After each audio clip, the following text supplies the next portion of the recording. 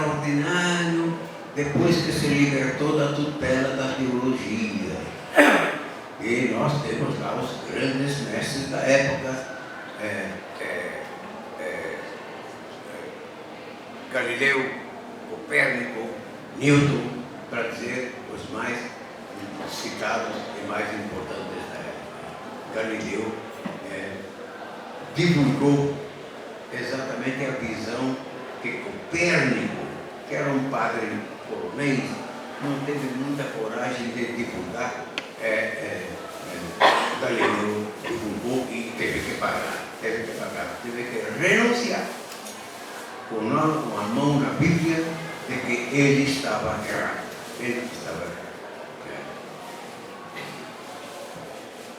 A ética, como já disse,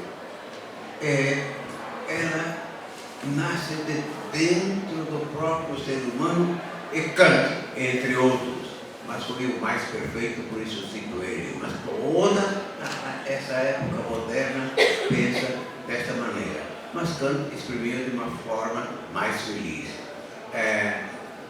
Nós obedecemos a um só imperativo moral, o imperativo categórico. Ou seja, o princípio fundamental da ética é este: age de tal maneira que a norma de conduta que você se dá possa ser uma lei universal para a humanidade. Então, eu posso matar qualquer princípio de moral, sou eu que dou. Mas eu devo verificar se este meu princípio, essa minha norma, ela vale para todos, se ela é universalizável. Por exemplo, se eu decido não mais pagar impostos, é a minha norma. Vamos ver se ela será uma norma universalizável para todos.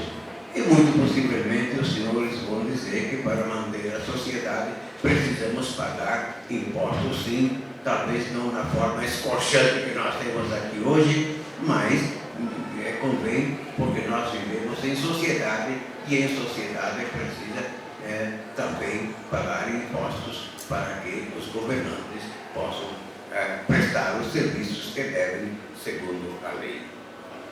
Então, a própria norma moral, que nasce de dentro da consciência, do nosso imperativo categórico, age de tal forma que a norma que você se dá possa ser uma lei universal para todos os seres humanos. Esta norma tem que ser verificada se estende de fato a todo mundo. Se ela não for universalizável, então ela não é boa. E Kant anunciou de 3 maneiras esse imperativo. Uma outra forma é: age de tal modo que a humanidade, na tua pessoa, como de todos os outros, seja sempre tratada como um fim e nunca como um instrumento. Ou seja, nunca posso instrumentalizar pessoas, nunca posso escravizar ninguém, nunca posso usar os outros para meus interesses pessoais, sejam eles quais forem. Imaginem vocês que esse princípio fosse praticado por nós todos hoje.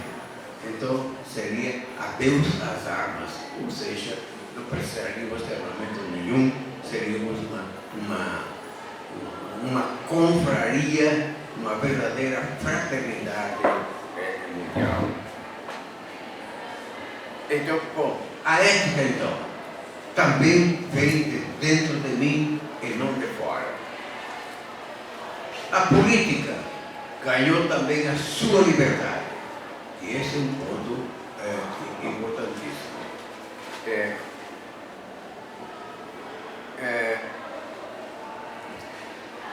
As leis políticas têm a sua origem não mais numa autoridade externa, mas na vontade geral da comunidade. e aqui eu trouxe o contrato social, deveria ter, não sei, tem algumas páginas, mas essa é uma espécie de bíblia da política moderna. Esse livrinho aqui é um livrinho que inaugura uma nova forma de existir da humanidade política. Nunca tinha existido essa forma de convivência. Isto é, a lei é aquela que nós nos damos coletivamente, pela vontade geral, pelo voto, portanto, pelo voto. E será eleito o governante aquele que tiver maior quantidade de votos segundo as leis de cada país. Então, a Idade Moderna marca um verdadeiro momento inaugural da humanidade e que nós vivemos à luz dessa descoberta, à luz dessa suprema razão, suprema luz, que é a nossa razão livre e que se dá a lei ética e se dá a lei objetiva, social, política. Portanto, como se diz de outra maneira na filosofia, a modernidade inaugura um tempo kairótico. Existem 3 palavras para determinar o tempo na Grécia. Ou seja, o cronos, o tempo é o cronos.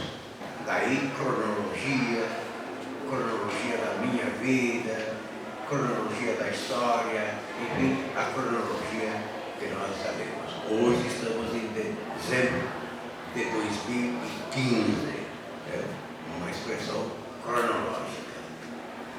A segunda denominação era o Kairos. O Kairos é um tempo forte, um tempo fundante de uma nova ordem do mundo. Nova ordem do mundo.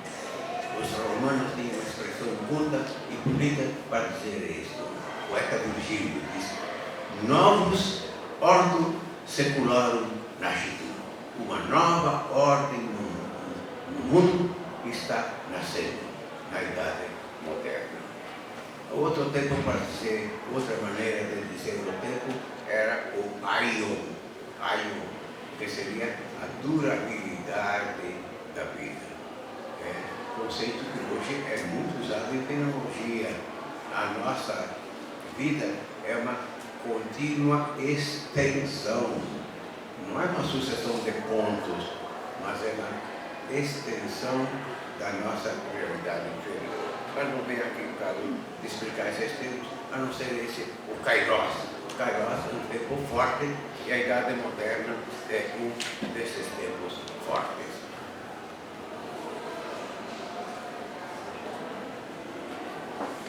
Assim é. Então chegamos à nossa maior idade. Chegamos à nossa maioridade com a libertação da razão livre do esquema medieval, filosófico, teológico, e se criou outro esquema que parte da nossa própria razão. Agora, uma perguntinha que vamos procurar responder aproximativamente. Como é que os seres humanos desta época, século XVII, século XVIII, XVI, viviam? Como é que era a vida naquele tempo? Será que era de filósofos? Aqui nós estamos falando de filosofias, citando filósofos todo o tempo, mas como é que se vivia naquele tempo? A história, uma historiador que eu gosto muito de acompanhar, é essa Lia Hunt. É uma americana. que escreveu um livro, A Invenção dos Direitos Humanos. A invenção. Invenção não significa uma coisa inventada, como um aparelho de rádio, como um aparelho, esse aqui, um alto-falante. Não é. A invenção é a descoberta. Invenire, em latim, é descobrir. Descobrir.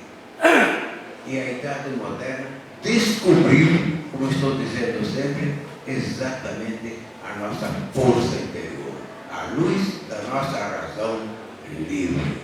Então, a invenção dos direitos humanos. Ela tem 2 capítulos aqui que falam como os homens viviam naqueles tempos. E não era uma vida boa, não, que eles levavam. Nos séculos XVI e XVII,